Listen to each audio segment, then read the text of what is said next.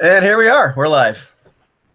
So welcome to All for One Regime Diabolique in a episode that I will call, oh yes, we have the root beer. We have the diet root beer or root beer as it were. In an episode that I'm going to call All for One, A House Divided. Ooh. And so here's what's happened as of late. You guys are on guard duty. After Briscoe's release from prison. And that has gone stellar for the last couple of days. Philippe is not feeling all that well. He is still suffering quite a bit from that gunshot wound. So unfortunately, while he's supposed to be helping with guard duty, the sad fact is he's really not up for it. So he guards a little bit every day, but he's definitely still a little wounded. We're not really sure if maybe Briscoe's enthusiastic slap to the back in the coq sans tête perhaps aggravated that wound or not. Or maybe it was all the laughing that aggravated the wound. We're not really sure. However, that's not how the episode is going to actually start. Did both of you receive an email from me this morning? Yeah. You should have. Okay. I don't think so, but I'll check. Okay. I have to read it? Not now. In 1 second. So here's how the episode actually starts. You are running for your life. It is nighttime. Oh, yeah. You're running from a street from a small group of ruffians. And so you have to ask yourself at this point, why are two brave, relatively young, strapping, competent, dashing musketeers running from their life from a group of low-life thugs? Well, yeah. Here's the truth. At this exact moment, you're not playing those two musketeers. You're playing each other's lackeys. So you may now open your email, which contains nothing more than the stats for that lackey should you need to roll for their life. Good one. Got him. Alrighty. So yeah, you're running for your life on the streets of Paris. It's nighttime. You're not really sure how many people are after you. It could be 3 or 4. It sounds like 100.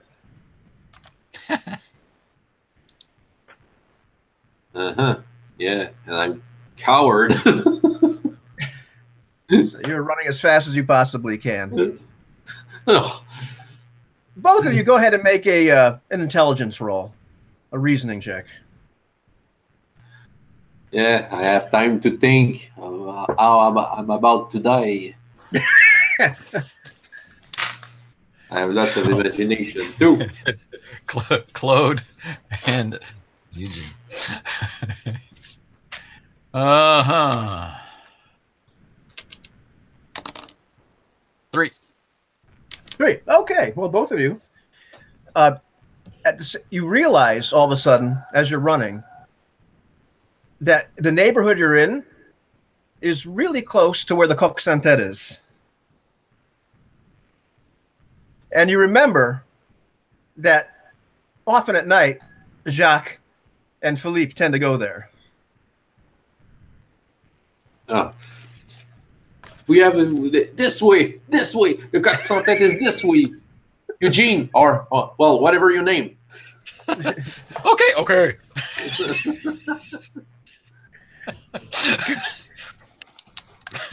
Go ahead. Make me a move check and let's see if these guys are gaining on you or not. Eugene will have her arm firmly across her chest to, keep things in place. A move is the addition of what? Oh, dexterity and strength. It's probably not going to be that many dice. Oh, yeah, I have 0. I turn over and I slip into the mud, falling myself on wooden crates. Yeah, they are getting noticeably closer, Claude. Eugene, how are you doing? Eugene has a 1 on 3 dice. Okay, so you're keeping up, but you notice Claude is stumbling. I've stopped. I'll try to stop them. Claude! I'll try to stop them, or maybe not. I'll extend Claude a hand and pull him to his feet. All right, it's starting to look dire, but you have to ask yourself at this point, what the hell were you two doing out in the streets of Paris in the middle of the night? I do have. And to why? ask you that question. Why in the world are these thugs so mad at you that they're chasing you? What So- do they look like, these thugs? Ah, you have a chance to glance back, and they look like angry men dressed. Oh, they look very familiar. You've seen these men just a little while ago. To quote a good friend of mine, go back in the past. Right. All righty. So after the events at the Baron's house with the unfortunate explosion, I believe that at some point Martin had, as he's always instructed Claude to keep an eye out for things. At some point, Martin would have asked Claude to just keep an eye out, or find out if Emile ever gets released. Where is he being held? And as we remember, Martin really wasn't sure during our last during Briscoeur's release to freedom and guard duty. But at some point, Claude had found out, like, just a hint of where Emile, would be. He found out he has been released. For a few days, his whereabouts were entirely impossible to determine until now. And tonight you were falling up on a lead. But, Claude, Yeah. you went to the Croissant Pont-Neuf, where Eugene was staying, and asked Eugene to accompany you. Why? She's a witness of something. Care to elaborate, Claude?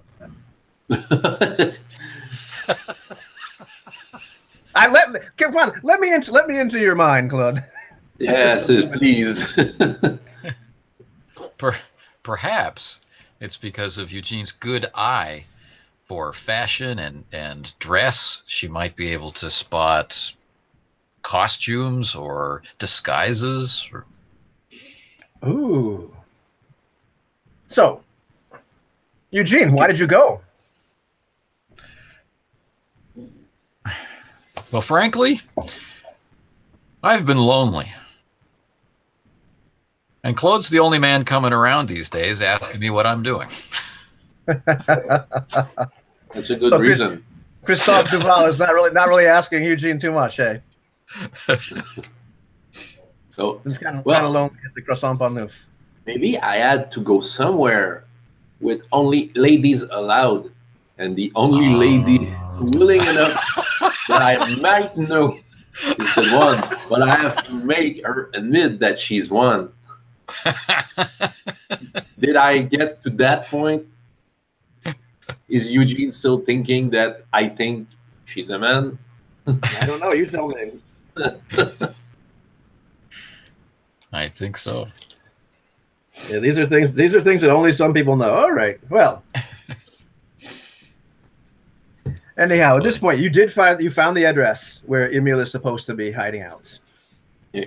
And so you ended up sneaking in earlier this night into the house via the servant's entrance. But wait a minute. How did you gain access to that servant's entrance? How did you find out about that? Or where it was? Oh, Claude has been observing movement of the personnel all around. He saw how they entered. He saw what they were doing, what they were saying. So I guess that they could do it themselves with a lady. Dressed as servants. Ah, okay. All right, that sounds reasonable.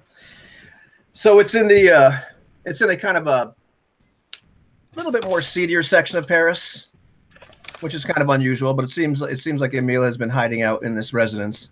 You're not really sure who owns it, whether he owns it or not, but he certainly hasn't gone home since his release from prison. So the house seemed empty at first, but you were able to go through the servants' hallway, and just when you're outside a parlor, where it would be the servants' hallway, to enter that room, you can see the door is somewhat ajar. You all of a sudden, several people enter the parlor, and the thought may have occurred to you to beat a hasty retreat, However, you've noticed since you've been inside this house, especially in that servants' hallway, the floors are incredibly creaky. And so it's possible you might be a little nervous that if you move at all or try to walk out of there, you'll hit the wrong floorboard and cause a great deal of noise. Which we did. But don't be so hasty to judge, Claude. You know, you never know. But you see several people enter at that point, and the hallway, you know, the accompanying door, just you can see just a little bit if you glance into the room.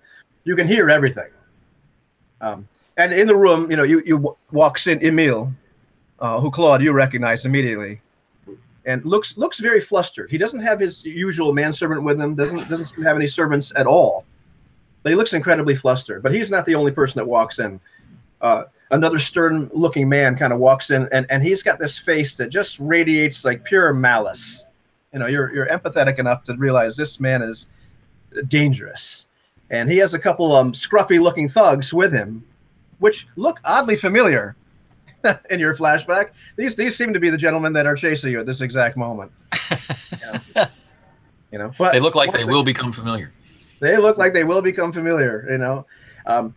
And finally, there's a very young-looking man, maybe like 22, 23, 24, you know, dressed very sternly. He has an incredibly commanding air for somebody that is his age. And he is followed by two men dressed in black, and he does not look happy at all. So as you stand there in the hallway, this younger man with a commanding air starts to just absolutely berate Emile and this other man. And he's like, "You idiots, what were you thinking? Do you think she was going to invite you over for a café au lait and croissant? Is that why you went toward the house? You willingly walked into a trap. You know what she's up to. And you decide, why don't you all get into one spot so she can kill you all? Are you out of your mind?" And Emile is just kind of looking at his shoes. Looks like he might want to kind of melt into the floor and just make this man stop yelling at him. Looks a little bit like he's the young child in the schoolmaster's office, just waiting for the punishment to be over so he can leave. And then he turns to another man and Claude, why don't you make another reason check, another intelligence, or does Claude have empathy? Because right now I'm thinking fast. I have 2. Okay, that's good enough. This other man that he's yelling at, you're pretty sure that's Nami from the Crimson Worms. You've done just enough detective work. You've caught glances of this man a couple times. This looks like the leader of the Crimson Worms.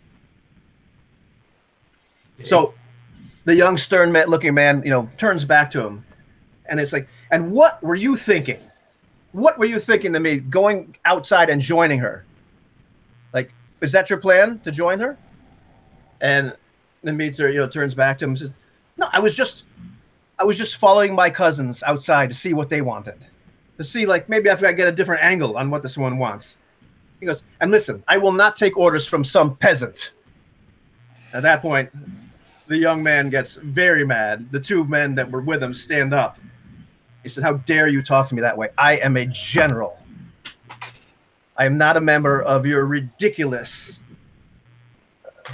Crimson Worms thug operation, your 2-bit cult. And if you want to take that back to your cardinal and go cry to him, go ahead. See what that gets you." Cardinal. The cardinal. So there is sort of a stare down. So apparently at that point, Eugene whispers, "The cardinal."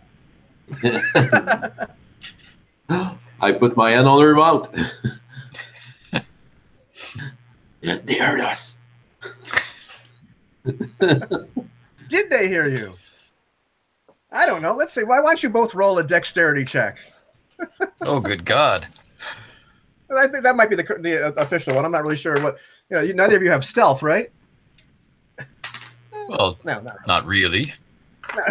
So -2 then? Big 0. No, go ahead. Just roll. Oh, that's Go a ahead, 0. Just roll a dexterity. My feet goes on that famous plank that does a sound. Eugene acquires 2 successes.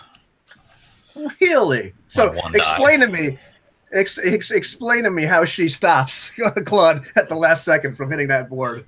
Because that was going to be, guys. If anybody got 1 success, that was going to at least save your ass for right now. Okay. So he's about to take a step. There's that loose board. Eugene can see it because she's so embarrassed at having spoken out loud, so she's looking down. She can see his foot about to go. At the last minute, unable to speak, she presses her body up against him to push him against the wall. Oh, yeah. I feel embarrassed by this situation.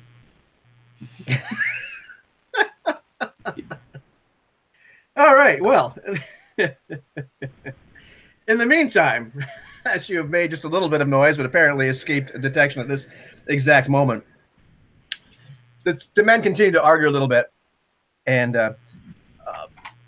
Emile, asks, "What about Armand? I have not been back to my house. I haven't heard of him." And the younger man turns back to him and says, "He's been taken care of. The last thing we want is for him to end up in her hands. He's a valuable asset at this point." And Emile starts to mention about Julien Lebeau. And the young man gets very upset. And it's like, "I can't believe that bastard, the treachery involved. I never should have enhanced him that night when he wanted to take his bastard child out of that wench. But he begged me. He put on the sweet talk. And if I hadn't done that, your cousin probably would have skewered him just like he skewered his servants.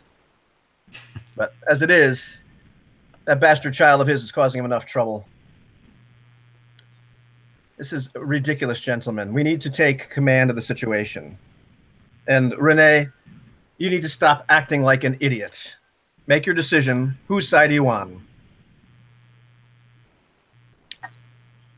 And apparently, about that point, Claude is unable to hold on to that wall any longer, and just touches the floorboard enough. his leg gets tired. Through a move of GM Fiat. I have to release myself. I'm uncomfortable, so yeah. Knowing what Eugene is, I can feel something in her clothing. Can feel the breast pressing on me. And Claude is not, he's not used to that kind of closeness with women. In fact, he didn't remember. So I'm releasing myself, and my foot goes down, and I run away because I'm coward. I want my child away. Exactly. So just at that point, when the man you've identified as the me said, "And to think we were going to allow him to take a place among the 3. That board cracks. What the hell was that?" And immediately, Nemi points to his men. "Go find out who that was. Don't kill them till you bring them back here." And apparently, you run like hell. I gasp in a ladylike manner, despite my masculine attire. So now here you are, running like hell for the Coq-Santat. Claude is stripped. Eugene is helping him up. Yeah. You're not that far from it. Come on, Claude, run! Run! I mean, run! Run! I'm tired. You're so agile. Okay. I'm about to lose my breath. I have hope to see the famous sign with the headless rooster. All right, go ahead. Go ahead, make me one more move roll. Yeah, I take my style point I took from my colors. Okay, go ahead. That's a good thing because I have 2 success. I have 1. Good. 1 success. I do cross. I do get faster than Eugene, and I'm not looking back. I'm coward.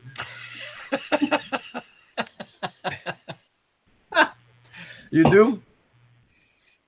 Well, you managed to make it. Well, at that point, I turn over. Come, Eugene, and Mister, open, please. Oh, is it open? The Coq Santet? Yeah. Oh, yeah. Oh, it's open. It's open. It's not that late at night yet. Okay. So you managed. Go ahead. Okay. Oh, yeah. Enter. Yeah. Enter. You managed to make it to the outside of the Coq Santet. The men are upon you because they have actually moved faster. They have closed the distance. Uh-oh. You know. So they've already kind of grabbed Eugene, who I believe had the lowest move. Who's Right lets out, I imagine, a rather ladylike shriek. That's right, because I am, after all, a woman. Right. The screams attract the attention of somebody inside, and much to your relief, Philippe and Denis exit the Coq Santet. Your saviors. Please, masters. They're after us. Right. Ah! And as I have rolled for this encounter prior to it actually happening, in all fairness, it doesn't take very long for appears to be a somewhat inebriated Philippe and Denis to dispatch of a couple of these men in some rousing swordplay. Even intoxicated, Philippe is more than the match for two of these men. He kills twice as Nevis many as has are actually there. Yeah, exactly. Maybe 3 times as many. Leaping, jumping, prancing. Denis is far more serious with this. And there was one man that looked like he was about to escape, backing up in an alleyway. And you see, all of a sudden, from the darkness, a wine bottle smashes him across the head. And the man collapses in a heap on the ground. None other but an equally inebriated Jacques appears from the shadows. Got him! All for one! I'm betting that bottle was empty. It was, in fact, quite empty. It would have not have wasted a full wine bottle on that. Awesome. So Nicholas, Claude, Eugene, what are you doing here? What's happened? We have to talk to our masters. Yeah, you do. Who are these men? We found Emile. But these are the servants of another. We found other people, and the things going to be in the hot waters in the near future. Oh, I will go with you at once. And he kind of stumbles all of a sudden, grabs his side, and then he said, "Come on, I'll take you home. You can't do that right now." But you have to Philippe accompany argues. Well, you have to accompany us. We don't want to stay alone in the streets of Paris. It's not safe.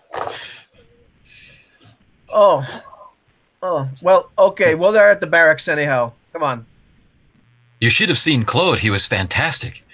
He even tried to delay the guards and allow me to escape, but such bravery I've never seen.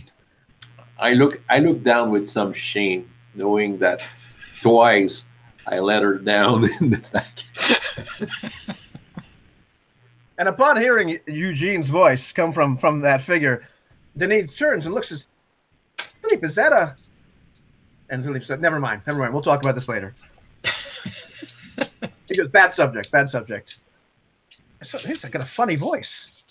So you are escorted back to the barracks by, and perhaps to the Croissant Pont Neuf, if that's where Eugene decides to go, by some incredibly competent drunk guards.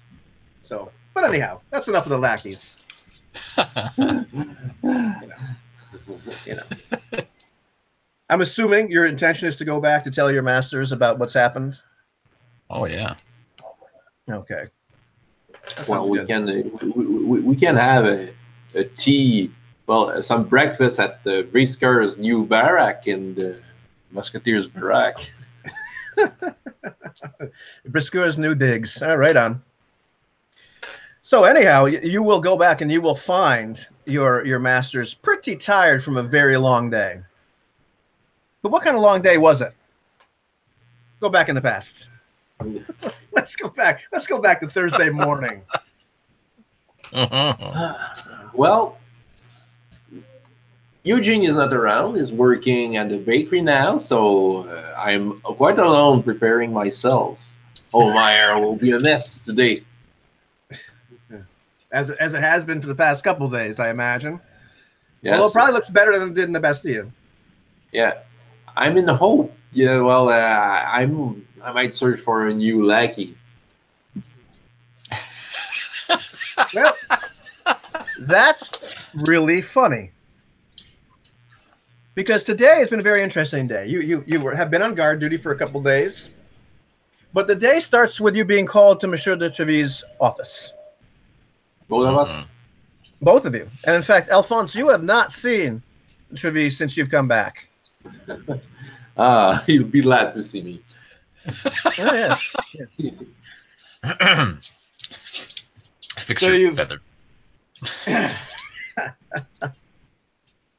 So you've had the opportunity to wait outside his office for an uncomfortable period of time in the morning, as he's dealt with other visitors already. Seems to be in a mild state of irritation by the time you're summoned into his office, and he's writing at his desk. Doesn't really glance up. Mr. de Treville, good day. Bonjour. It's sunny outside. Alphonse. Yeah. At your service. I have some. I trust that your stay in the hotel was satisfactory. Oh, it was. It was. I had time to rest. I'm sure you did. I'm sure you did. Well, now you have plenty of time to work. Well, of course, of course. Fantastic. And you're aware of the extra guard duty you have incurred? Oh, easy task. Easy. Oh, well, I have decided to give you a task worthy of you, a challenge. Oh, is there such thing? Oh, yes, for somebody of your talents, I believe so. The nation is in peril? The nation is always in peril, Martin.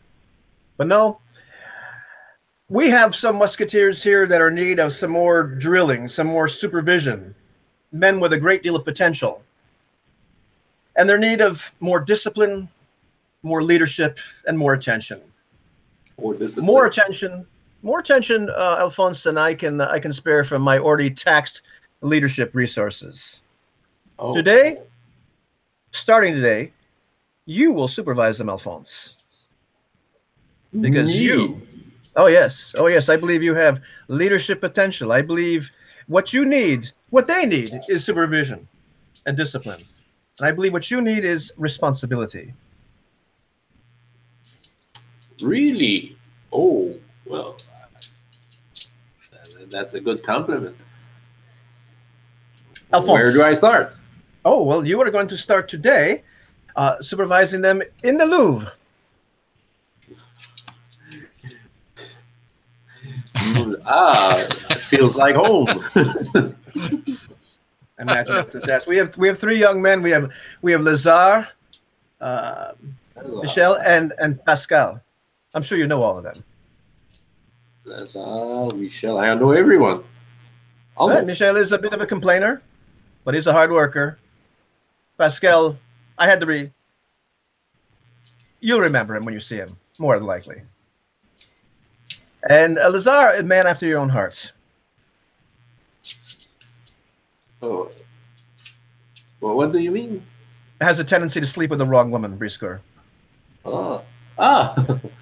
Okay, yeah, okay. He's going to be easy to handle. So, you may report to the Maître Romancard at the Louvre.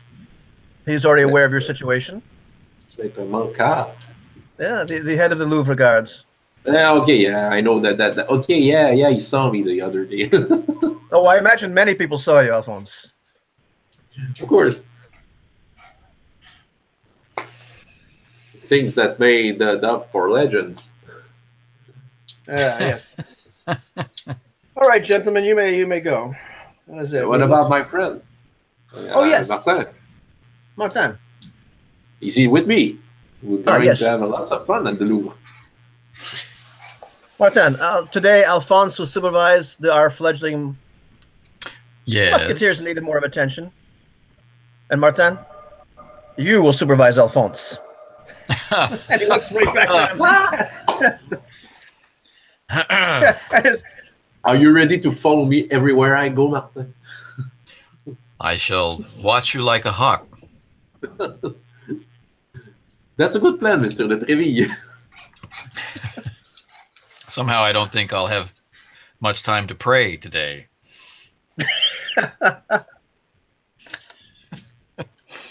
I'll be quiet.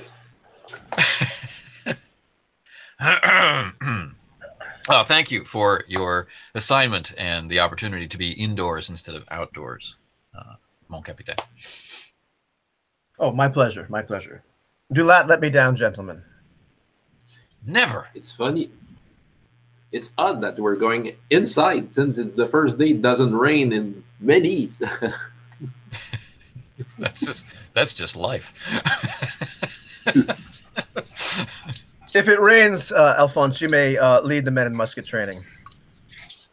Well, I might have missed some lessons, so I will talk to the captain who's in charge of muskets. Oh, Capitan Sagred, yes, no problem.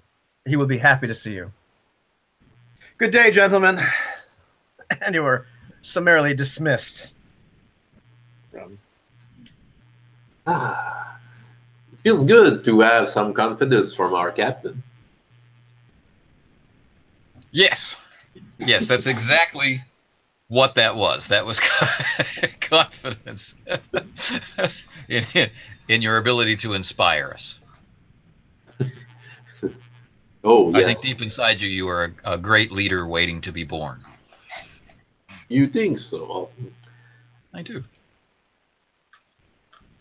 Well, you're a great friend, and I'm glad that we're all together on this. So, well, the Louvre, let's go right away. All right, let's get the unpleasant part over with right away. The shocks and screams and what is he doing here? We'll get that part over with. Oh yeah, people are easily, I'm finding my word, but they can get amazed too much easily. That's true. All right. And what do we discover at the Louvre among our students? You're able to pick up your students on the way. They are grumble a little bit, especially Michelle, but they seem to be amenable to their task. They seem a little bit suspicious of Briscoe being their boss. Is there a problem, gentlemen? No problem at all. Je suis en charge. I'm in charge. And I'm pointing Martin, he's in charge of me. So, no worries here. He's a holy man. All right. So Pascal looks beyond Alphonse and looks directly at Martin. So you are in charge? I'm in charge of making sure he teaches you what you need to know. Never mind. So they trudge obligingly behind you. Yeah.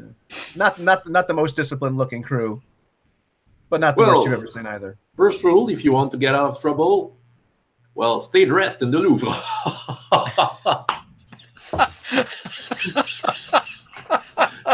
Let's begin with some humor. They give each other some confused looks, although Lazar has a smirk. Now, how are they dressed? They are dressed as musketeers. They're a little bit not quite as crisp, but they are dressed as musketeers. Okay, I'm looking at their uniforms. Oh, some dust here. No, it's not right. Your hat, your feather. You looks like rags. Okay. First of all, musketeers are something that it's the protection of the king. You have to look like someone who will protect the king. Look at me. Yeah, well, my hair is a mess. I don't have my lackey taking them off. You have to look great, and you don't. And they're just looking at each other, kind of just bemused, and they're trying to straighten their dress out. They mostly just look shocked and confused at you at this point. Point at the bad feather. If the king sees this feather, the closest you'll get to the Louvre is an outhouse on the coast. Oh, what should I do? He's looking. Well, look at Briscoeur's feather. Look at that plume. Look how I fetch it. There I am. That's it. And so magnificently perfumed. No wonder people remember you. Well, the perfume is not an obligation, but I am someone special, as you know. Yes. So you're able to arrive at the Louvre, with this ragtag group of gentlemen. You are greeted at the door by the head of the Louvre guards, who has a great smirk for you, Briscoeur. Can you see now? You believe me? Good morning, Alphonse. Oh yes, you are in fact a musketeer, you are wearing clothes. Yeah, I told you that I would have showed you the other day. And now you see, I'm Alphonse. They made some great deeds from the king. Yes, we are honored to have you here today. And they let you inside. They show you where you're going to be guarding. Is Madame Bourdon in the house? Okay. Never. If she is, don't let her come anywhere near us. No,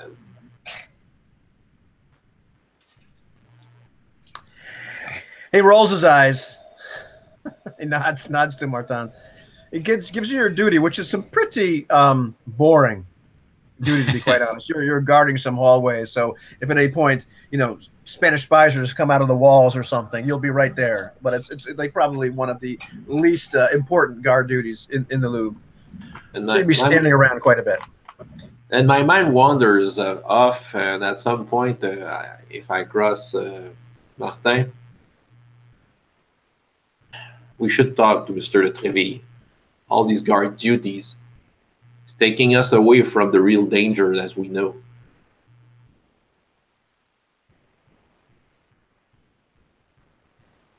It's true. But we still have the question of that red-haired spy. If we're going to be standing around doing boring guard duty, we might try and figure out how she got in here in the first place, and that might put us back into his good graces. Yeah, we could spend some time in finding out about that. You're right. Okay, how did she get in? So, well, I may put my hands on that. Help us with that, but without telling them about him, of course. All the strange things that come with it. Well, that's an interesting conundrum. You're assigned to guard a particular area. There's far too many of you really to guard that area, but of course Briscoeur is supervising these men, and Martin is supervising Briscoeur.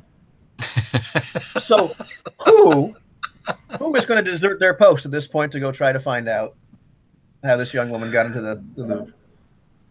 Or should I say, not desert their post? Well, it's up to you. Just put your own spin on it. I was thinking about it as a mental exercise. Okay. Yeah, go ahead, Martin. You're good with that. And I'll listen to the master. Listen, I'm waiting, Lazar. Hey, don't look at that servant. Listen. Lazar is actually looking at a woman No, two women. As coming through, there seems to be chambermaid. As you look, and you're snapping your fingers, Yeah. you look, and they look very, very familiar. You might have seen these women about, I don't know, a week ago or so. Are they laughing? They look, they are kind of tittering. Oh, you remember these women very vividly now. They're wearing far more clothes than they were at the time. Yeah, well, I do make a big salute and wink my eye. and wave back and titter a little bit. They're followed by their mistress, who does not wave nor titter. I do. You have to wave. Hey, guys, look, it's Madame Bourdon, very important woman. Everyone, make a salute. And they all salute as best they can in the most formal way they can possibly. Lazar is kind of looking past her at the two chambermaids still. For quite a sight to look at. Madame Bourdon. Look at her curves, Madame Bourdon. I do not want to end up in the Louvre like you, sir. No offense, sir. Then remember, you are musketeers. You are the pride of France. You are the envy of all men. You are the object of desire for all women. You are. Oh yes, you are. And I'm not sure what the equivalent of a high five would be in that period in France, but they are looking with each other like, oh yeah, we are. But here's the tough part. If the king does not trust you, if Captain Monsieur de Treville does not trust you, then you go back to where you came from as a person who was not good enough to be a musketeer. Oh no. And they all look at Martin, and then they look at Briscoe. Is this true? Yes, it's true. So, gentlemen, imagine this man, Alphonse, spent a week in the Bastille for being nude in the king's palace, and this man is still a musketeer. How incredible a musketeer must he be? You have the opportunity to learn from him. So pay attention. We will, sir. Yes, yes. And they look upon Alphonse with new respect. So my bad reputation doesn't work on us. That's perfect. Okay. They appear to be men divided, but still, that was quite a rousing speech. From a guy with really almost no social skills. That was pretty good. We're going to give it I have a deep-seated understanding of the human condition. Absolutely. Absolutely. Okay. That is definitely style. Definitely style. Take a style point for that. That is fantastic. Well, thank you, gentlemen. So, okay. In the Louvre. Is it your first time, the Louvre? Gentlemen? Never been here before. This place is fantastic. It is. There are many ways to get in and to get out. Most of them are unknown, except from a few, even from us. But maybe some enemies knows about them. We don't know why. We chased down a Spanish spy some times ago. How did she enter? We don't know. Some servants were made into contribution.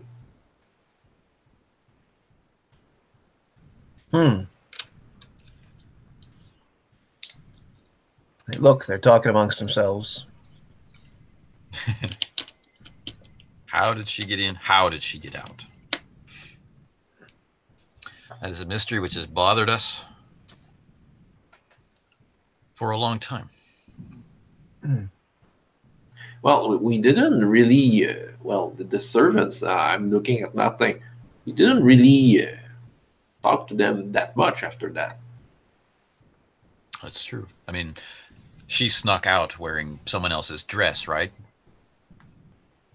Yes. Hmm. We have a mystery, misters. So, look at everything in the Louvre. Look at everywhere someone can hide, sneak in. Open your eyes and report to us if you see anything. So, Lazar, you have the right alley. Michel, go in front. Don't complain. Go there. Pascal, go on the left. We'll meet each other, well, for dinner. Okay, so they go off. They they've actually been here at least one time before. I made a mistake with that, but not a lot. So they go off. They all look kind of wide-eyed, walking about the Louvre, leaving the two of you standing there guarding the hall. And about this point, Queen Anne herself, with a few of her retinue, is walking right by. I take my hat off and low bow. I was Hopefully she already recognizes doing. me. Ah, Martin, it is good to see you again under much better circumstances. I'm grumbling in my behind my beard. She remembers her sin. My queen, we are at our service, and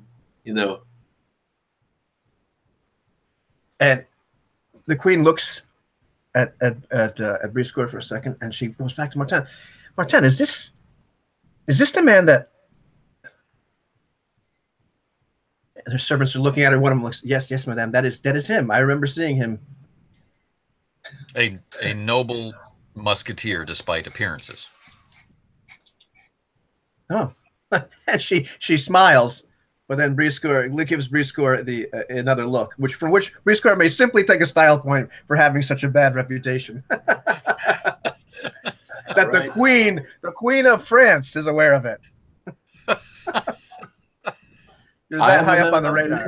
I am a man of many surprises, my queen. And I cannot help myself. My desire for revenge and my need to improve my status. So I say to the queen, he has been assigned to me to improve his behavior. Oh, excellent. Oh. Excellent.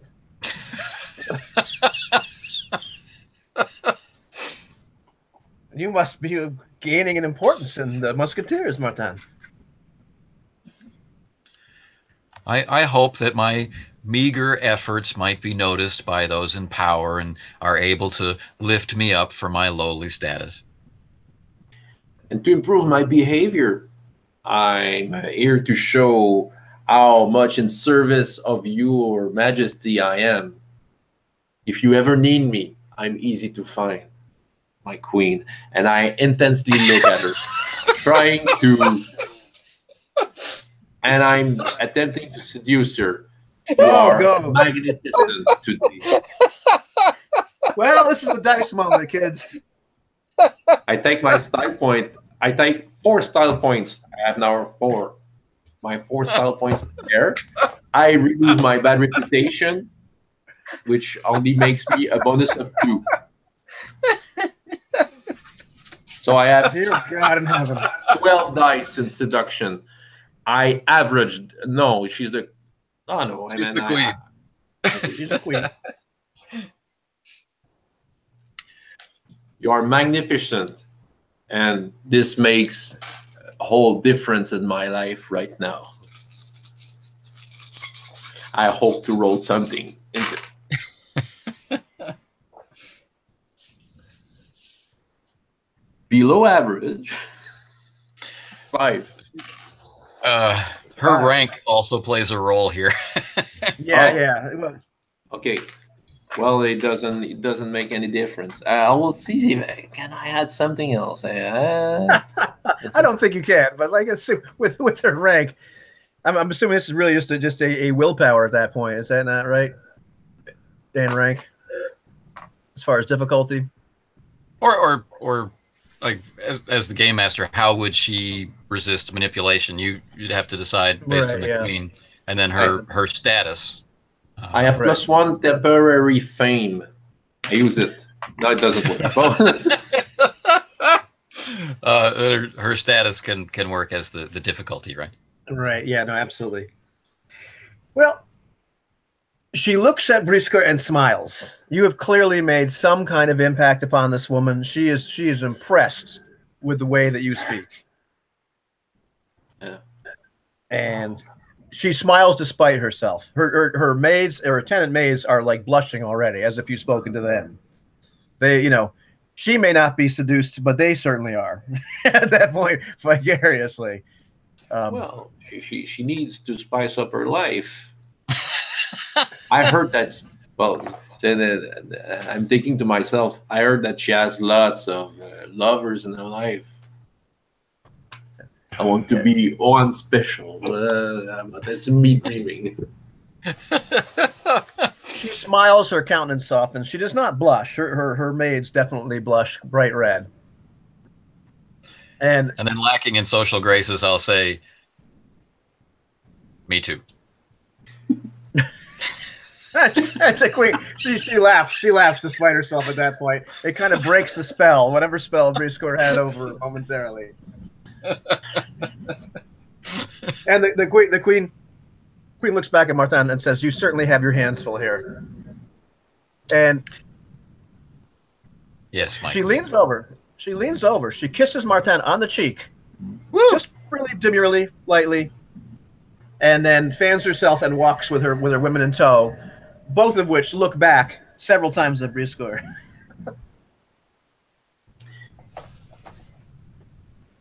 She kissed me.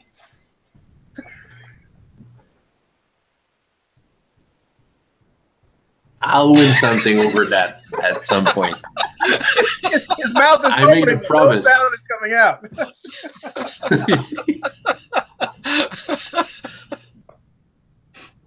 Okay, let's make a deal here. I'll parry something. First. I want to apologize to you, my friend. I used you badly in my own benefit. I want to say I'm sorry. I should not have said that thing to the queen, but...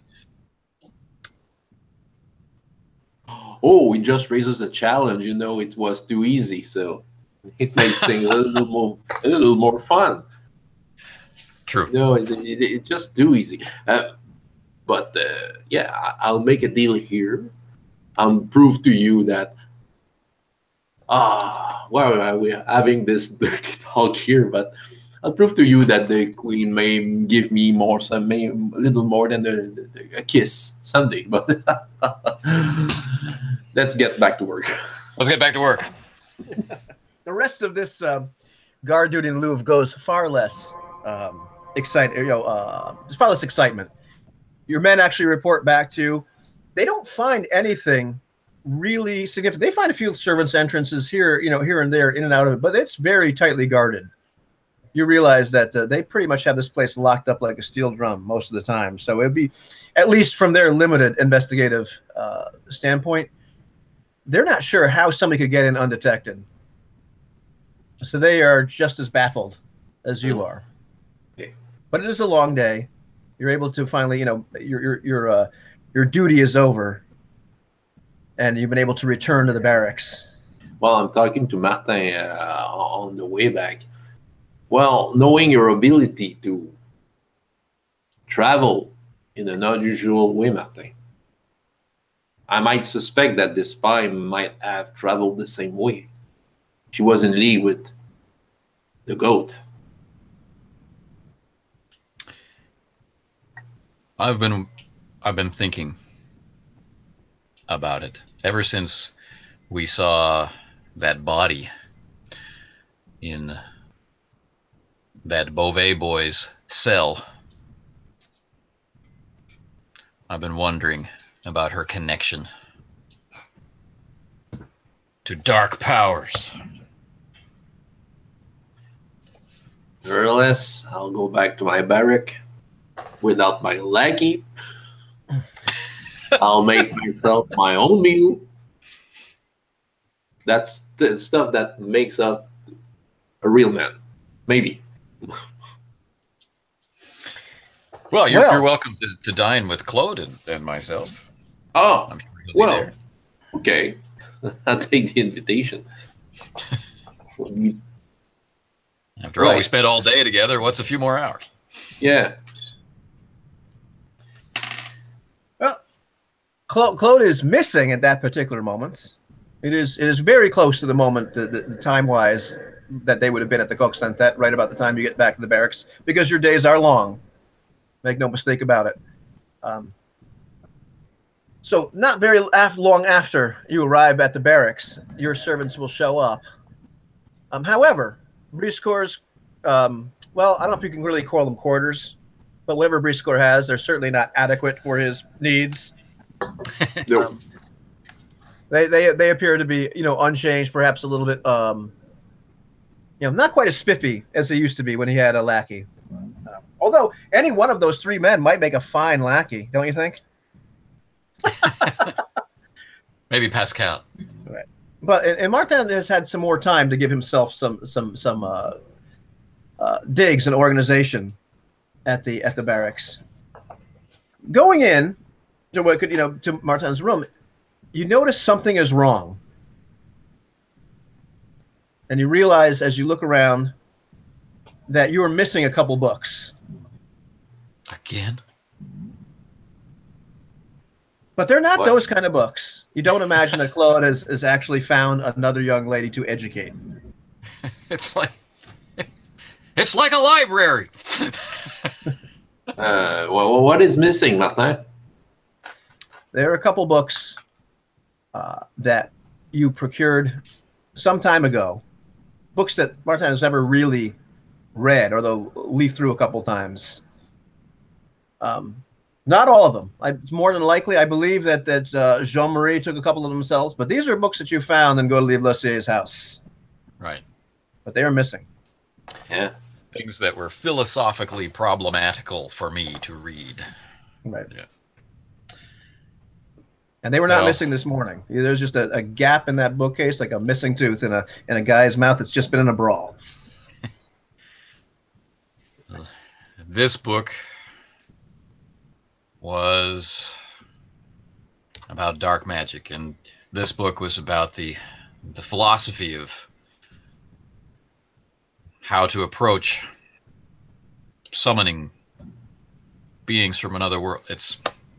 These are bad books that should not be missing.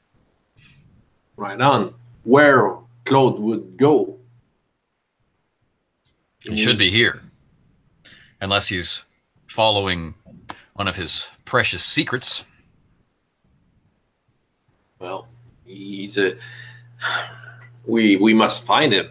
He doesn't have to walk around Paris with those.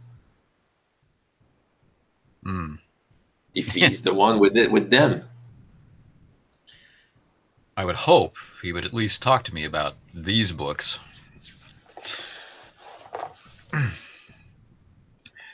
Well, I meant to offer you food. I have no food to offer you, and now I've only given you another mystery. Something to worry about. Okay. Let's find. Well, maybe. Well, I know that Claude and Eugene has been talking a lot lately, so maybe I could see if Eugene has seen him. I will go to the Croissant de Pont-Neuf. I'll go with you. So, having taken my sword off, I put my sword back on. Right away. Take off my tabard so I look like a warrior priest of some kind. Yeah, well, I remove my mind too. I'm not in. Well, no, I keep it. Oh, do I? No, but why do I have this this dilemma right now? While Briscoe is having this fashion emergency, the cacophony of people entering the barracks in a state of disarray is evident, and you can smell the alcohol coming from Jacques and Philippe, and somewhat from Boys Denis. are all- Rowdy. However, they bring Claude and Eugene in tow. Oh, there you are. So Claude, who did not take the books, has the opportunity to tell Martin exactly what he's seen. Okay. Go ahead, Claude. Master. I mean, he's looking around. I think we should close the door and talk. Yes, we do have something to talk about. Yeah. Well, what is it, Master? You first. I've been roaming, following a lead. I know where Emile is. Emile Martel. And I followed him, and he was in some sort of a reunion.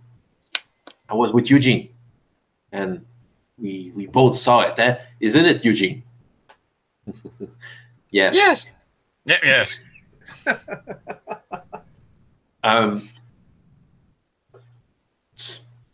They were talking about, well, maybe Charmels was there. There was one young man who was from higher rank than them, and he was,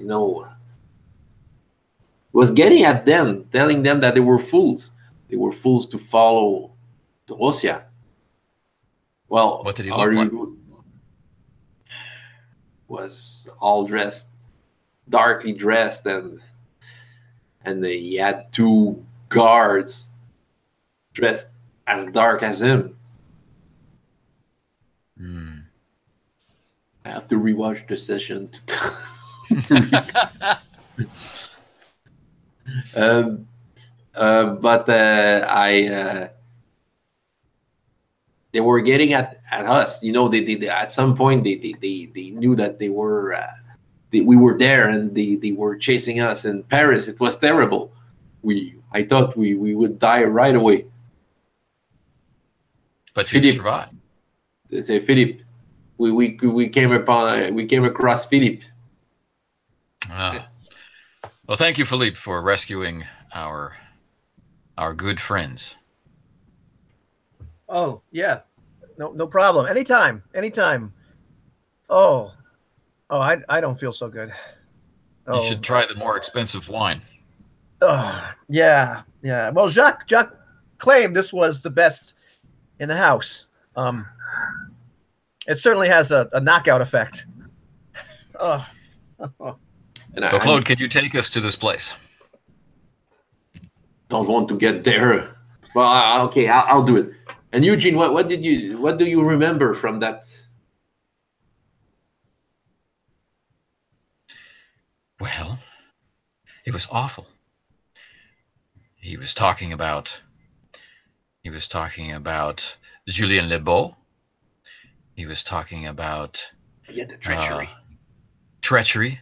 He was talking about magic. He was talking about all sorts of foul things.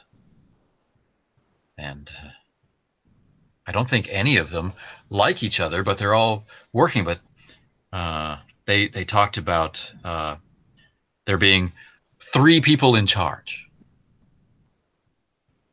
I feel that it's just a presumption, but there will be some sort of a war between families and cults. A cult war. Yes. For power. And they talked about the cardinal. Yes. They mentioned. They want to... They called the cardinal a peasant, I think. Yeah, but he made the menace at some point to report to the cardinal what they were doing wrong. Yes, I remember that. It's a little, yeah. But we may bring you to that place, but I don't think Master Philip should follow in this condition, should he? Well, I mean, even falling down drunk, he was more than a match for quite a few of those gentlemen. I've never seen anyone able to fight anything like that at all. It's kind of a direct look at Briscoe. Yeah, I know it's good with style for Eugene.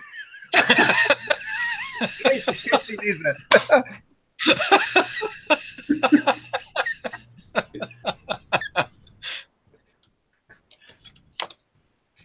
I know that my friend has talent with a sword. Yeah, I have talent with something else. But Eugene, we should find a way to bring you back. Well, anyway, we have a place to visit, isn't it?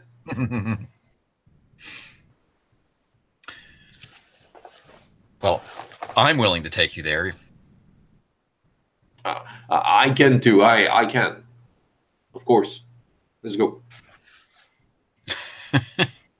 Alrighty, so it's the middle of the night. Well, not that late at night, but you know, More when interesting. most honest people are in bed. But it's not that hard to find this neighborhood. However, as you're walking through the streets, as you walk past the still somewhat busy Croissant Pont Neuf, because he has learned, Christophe Duval has learned that business can boom into the night. Now open late. Yeah, exactly right. He serves wine as well. Much better wine than the Coq Santet. Claude is looking at Eugene and he's saying to her, "Is he expecting you to work?" I don't know. Is Christophe is expecting you to work right now? Well, I suppose that would be something that I should. He's been so nice. I know what you mean. But okay. And you Briska, my character Eugene. Hey, stay focused. We have some place to go. What happened to your feather? Happened. Well, I tried to make the best out of it. You were not there with your magic fingers. I'll use my magic fingers to make the feather better. So as Eugene is preening Briscoe right outside the Croissant de Pont Neuf, a man comes up right up to Martin actually, and he is dressed. I don't want to say he's hooded and cloaked, but he's certainly He should be. No, he should. But he's kind of got a mysterious air about him. He's got his collar pulled up over his face a little bit. He's in plain clothes. He has a sword, but that's not too uncommon to see somebody in Paris like that. And as he walks up to you, you realize this is a Cardinal's guard. But he is not dressed like a Cardinal's guard. He looks like somebody that's really trying to make sure that nobody knows who he is. I recognize him by name? Yes, you do. You actually recognize his name is Isaac Evelyn. You've seen him around. He's certainly part of Henri's group, but he's kind of, you get the vibe from this guy that he's just not a bad guy. He's never one that really taunts. He looks kind of thoughtful. He looks like a kind of guy that Martin would probably enjoy a drink and some philosophical conversation with if things were different. You've always got that kind of impression from the fellow. But, he hangs around with Nathaniel Brasseur, the Jacqueline's husband, and of course he hangs out with Etienne Legrand and Jean-Luc Thibodeau, all our usual players. Right. I bid him a good night. Comment on the weather. Yes, beautiful weather we're having. But I have a letter for Monsieur de Treville. Oh. Well, I report to him daily. I can certainly give it to him. That is exactly why I'm giving it to you. This is not from me. This is from Rossignol. He will want to see this. Oh. I know he has been giving him letters occasionally, but Antoine asked me to make sure this one got to him as soon as possible. I had no idea they knew each other. How interesting. Well, thank you. And I cannot. And he looks at you like dead in the eye. He goes, I obviously I can't unseal this, but I know this letter contains matters of foreign interests in Paris and connections to several noble families, things you might find interesting. So perhaps Monsieur de Treville would share some of this information with you. You're telling me to open a private message between two high-ranking members of the court. He looks at you, he smirks, and he goes, "We all want to serve France." I have a question for you, mister. Have you been spying on us to find us randomly in the middle of Paris like that in the night? It's the Croissant Pont Neuf. You guys are always here. I sit at that table, you sit at this table. Where did you want me to go? The Croissant Tête? I could find Philippe there. He is not the man I would give a letter to. All right. And he looks right at Briscoe and says, "You have no lack of people spying on you, Alphonse. I would not make any difference." What does No, that you mean? won't. What is it? Nothing. I said, what does that mean? You know of people specifically spying on Briscoe, or do you just mean the people who are spreading rumors about my close personal friend and guard of the king? And he looks back at you. Isaac looks back at you, just looks you dead in the eye and says, "I don't mean just Briscoe. I mean all of you." And he goes right up to Martin and speaks quietly so no one else can hear. He says, "A word of advice, Nicholas. Sometimes it is best to keep your enemies close at hand. That way you can see what they're up to. Good day." And he pulls up his collar and he turns to walk away. I say to the group, of course I'm being spied upon by ladies. Some of them wants to sneak near me to spy me, you know. That's worth the style point right there.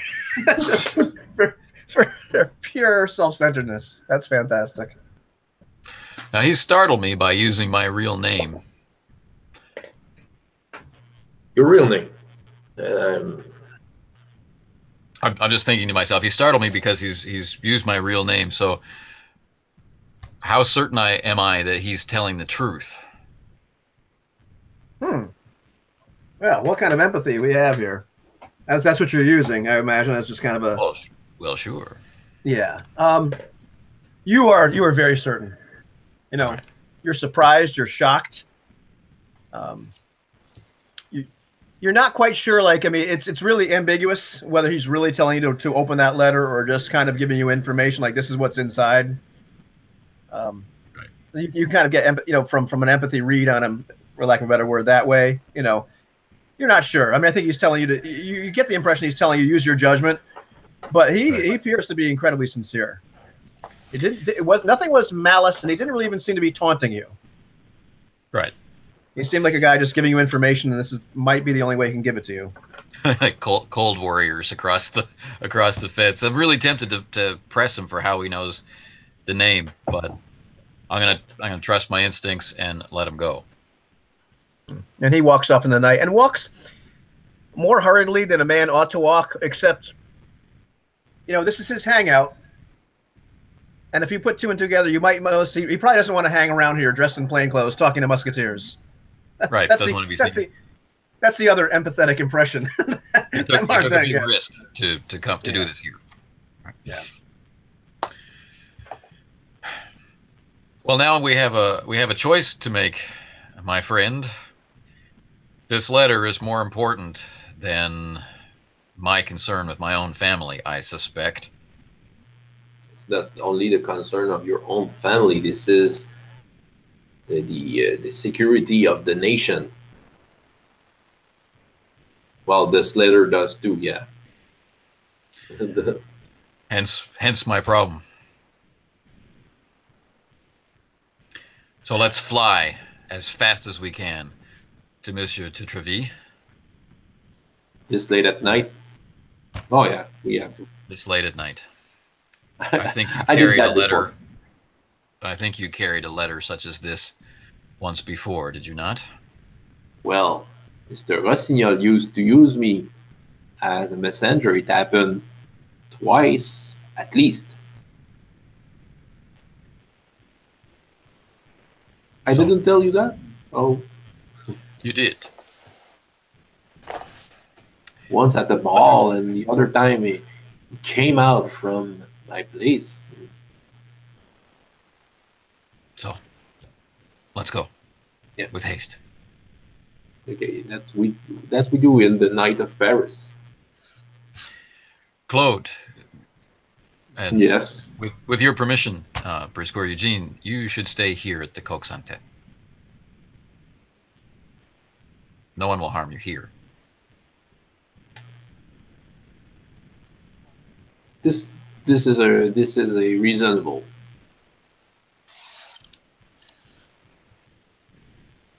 And I'm very Oh. impatient to be off. Okay, so Claude and Eugene stays at the Coq Santé. What, you mean the Croissant de Pont-Neuf? Yeah, well, All right.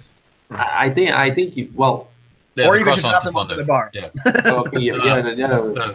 The Pont-Neuf, that's where I meant. Yeah. Okay, well, Claude will go there. I guess Eugene will be called for duty there. One never knows. As a waiter or a waitress, who can say? But you gentlemen turn around and start heading back Yes. to the barracks. With And as speed. you walk through with speed, and as you walk through this, and are you wearing your musketeers uniforms or not? No, No.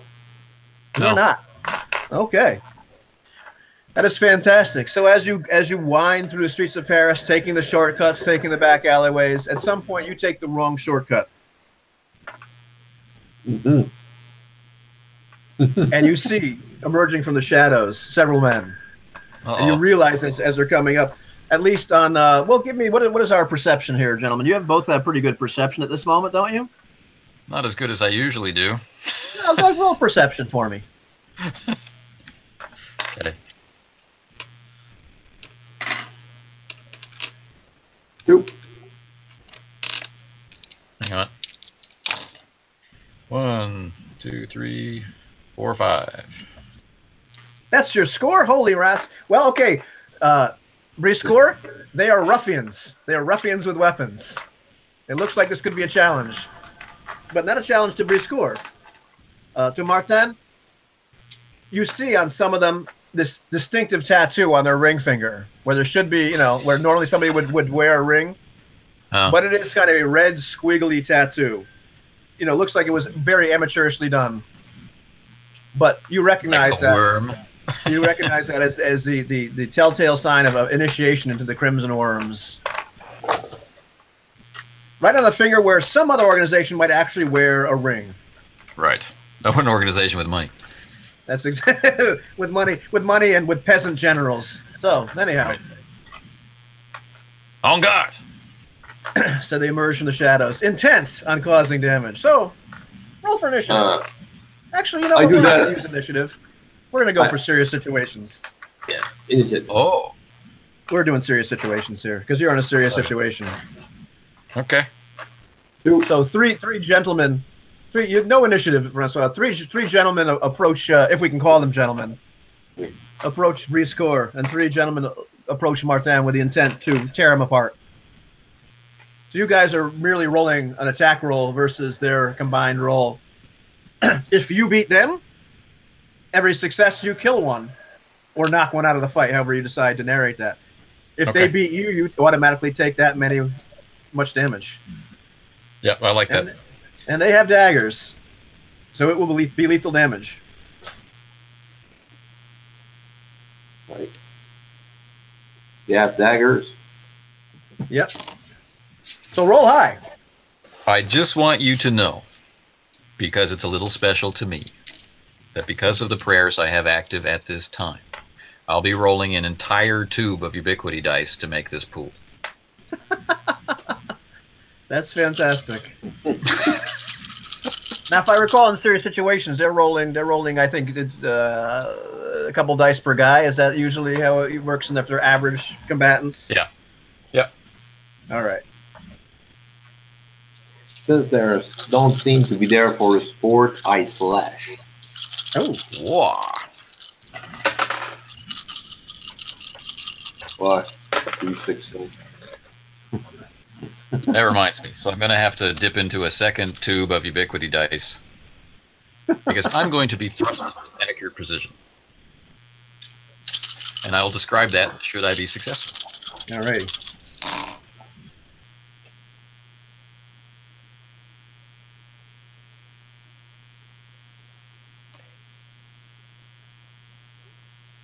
$13.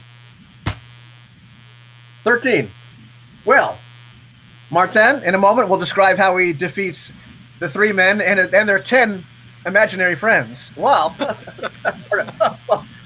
I'm sorry, 7 of their imaginary friends. And Briscoe, you rolled a what? A 3? Oh, yeah. Okay, well, you will get to narrate how you dance around them because nobody beat anybody in your case. Okay. Well, I do look at them, smile at them, and say, late night dance, gentlemen. Let's see how you do it.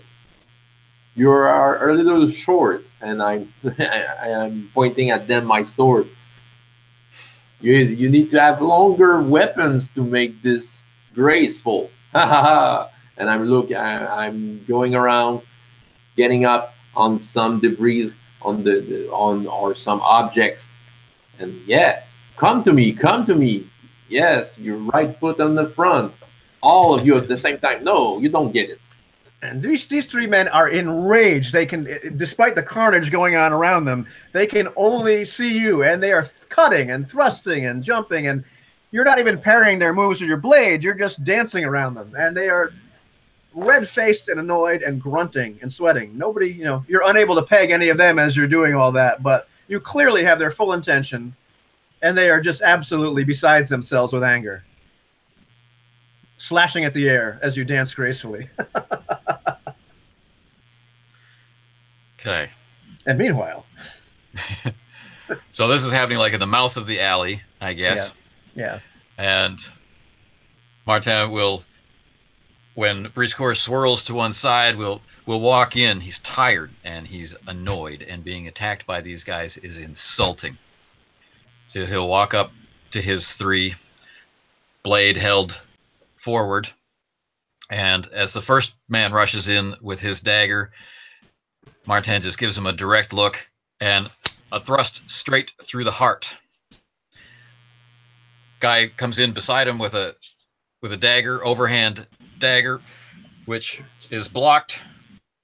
The blade is pulled out, redirected, thrust into the 3rd man. Gets him in a headlock, turns around to make sure Briscoe is okay, and then just unceremoniously stabs him and drops him, and then waits for the dance to finish. Alrighty, so let's get back to this dance. Mm-hmm. The question is, do you assist, Martin, or do you just watch? Briscoe doesn't need my help. No, he doesn't. Okay, right on.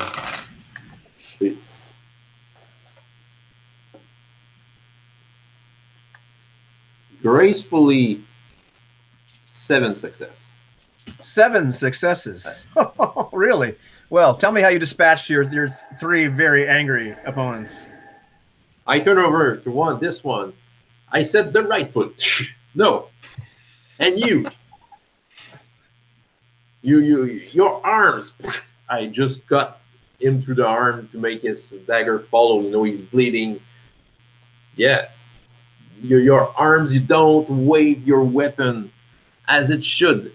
And I'm slashing. I did say slash. Yeah. You did. Yeah, I did slash. So I slash him right in his torso and say, you have to stay more tight as he's falling down. Yeah, he just has those wide open eyes like saucers as he just realizes you've just dispatched him. He sinks to the ground. The other 2 men, who appear to be not quite fatally wounded, just run like frightened rabbits at that point, leaving the 2 of you staring at each other in the alleyway. Did you see their fingers? Yeah, I saw that. Okay. So someone's trying to kill us, or someone's trying to get the letter. In both cases, we're against a couple of angry cult leaders. Not just them, but some others. The rest of your trip to Monsieur de Treville's office does not go eventfully whatsoever. And so you're able to wake up a rather upset Treville in the middle of the night without any more blood on your hands. He does take a letter once he realizes it is a letter from Rossignol. He becomes far more interested and less annoyed, and opens it to Sarah. Monsieur, I believe that letter may have great importance to me personally and to the safety of France. It is for you, written for you, but I would hope to know the contents of it if I am right in that guess. And he looks at you and says, indeed, and he goes back to reading the letter. It does talk about this de Rossia woman. They have, Rossignol has read some letters from her, from heads of several families in France. And it appears there are some connections between her and she is spreading around quite a bit of currency. It seems like she's trying to make more of a power grab than just on your family. This makes sense. Sir, I've come into a large amount of her currency. You have. And I've been considering helping to address some of the damage that was caused by the loss of all the gunpowder. Well, that would be welcome. By providing it to the musketeers and hoping that there could be some recognition for that.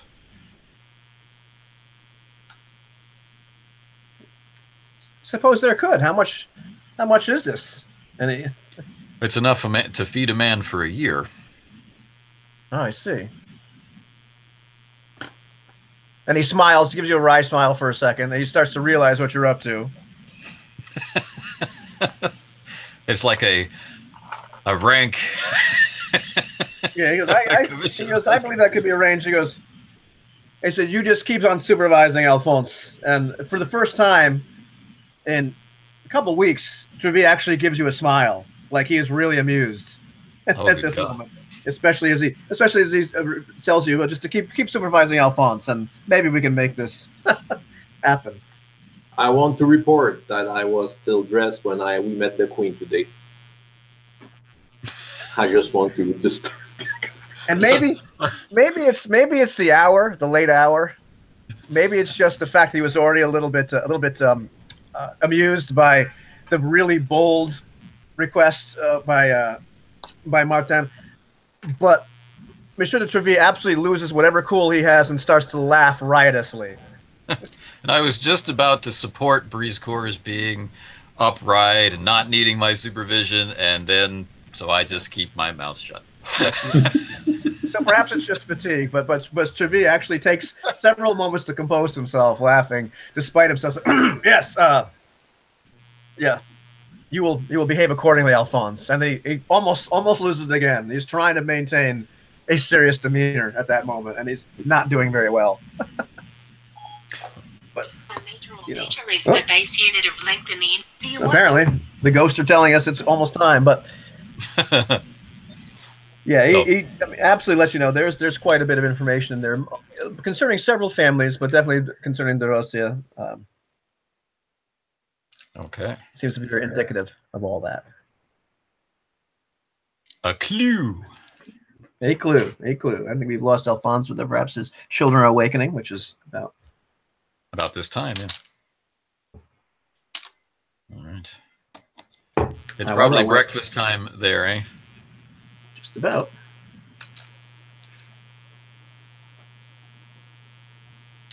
But we do have a few minutes, so.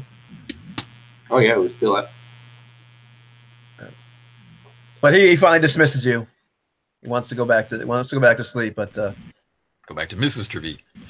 Yeah, he shared with you the information. There are several families' names. I mean, lots of whom you recognize. Some you do not, but okay. You know enough from what he's told you in the past that Rusnell sends him a lot of information about quite a few intercepted letters. Right. And You're not Breescore sure- had let us know he spoke to us. He spoke to the captain in our presence about the letter. You're not 100% sure why Rusnell has all this information about these letters, but he seems to. Right. Okay. Well, all right. So we are probably too tired, and the hour is too late Right. to catch Emile now. Yeah. Whatever bad he would have done this night, well, I don't think we would have been able to prevent it. I don't know, but still, we got that letter safe to Mr. Trevi. I think it's a good thing. Going back to the barracks, if that's where you're heading, Sure. you bump into another musketeer. This musketeer Alain, you've known. He's a very kind of a low rank. You know, he's practically not even a musketeer. He's kind of a musketeer wannabe. You know, he's got the kind of guy that mucks out the stables and everything else. But One day. yeah, one day, you know. And so Alain looks at you, and very deferentially, Alphonse Martin. And he goes, oh, as you walk by, Martin, your niece was here before. She said she was sorry that she missed you. Your niece, My niece? the books. The books. Yeah, your niece, Beatrice. She was about 13 years old, really pretty little girl, very sad looking. I saw when she said she was your niece. Of course she was your niece. She looks just as sad as you. Oh, well, what I meant there was There's a family resemblance. like you, but she had that same face. That, Just and he realizes once again, this is probably why he's not a musketeer, is because he commits more faux pas. And he's always happy. It's just he has an upside down face. It's a curse. he looks back and forth at the two of you, just like he's not sure, like watching a ping pong match. Who do I look at? Who do I talk to? That niece, look at me, That niece, where did she go? And with what? I don't know. She asked where his room was. I showed him where he stayed, and then. Did I do something wrong? Yes. Oh dear. Just as a hint, if anybody claiming to be a relative of mine, whether they look like me or not, wants to know where I am, you don't know. Even if I'm standing right next to you, you don't know. Yeah. And Alain he doesn't even say anything back. He looks like if he could melt into the wall, he would. Melting under the stare of Martin. That is unacceptable, soldier. It is unacceptable. Oh dear! And what would a fine, upstanding musketeer trainer like yourself do to such a failure to represent the spirit of our company? I need a lackey.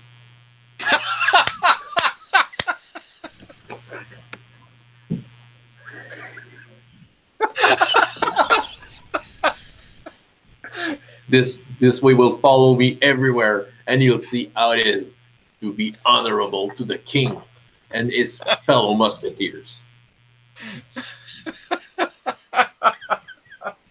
And through the magic of role play, Breescore has gained himself a temporary lackey in the barracks.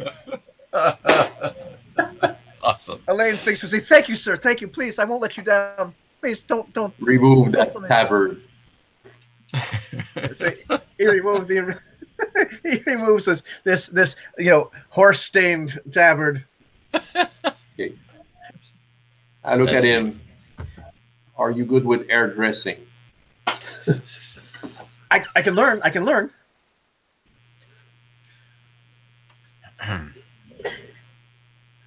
Now Eugene won't be jealous about my lovers. He will be jealous about me having a new lackey. And the wheel turns. Good God. Poor Elaine. So I think for my part, I'll have to stop there. But yeah, that will be to be continued. To be continued. Yeah. So thank you for this game. It was awesome. Oh, no problem. There was there was extra. So I don't know if you guys want to have a two-part or not. It doesn't really matter to me. I mean, I can pass the mic and No, we want to ideas continue for with later. that. We'll talk about later. I Okay. think I'm okay either way. Right. Cool. See You guys later, enjoy your day. Yeah. Yeah. Too. Bye. Okie dokie, and I will stop the broadcast.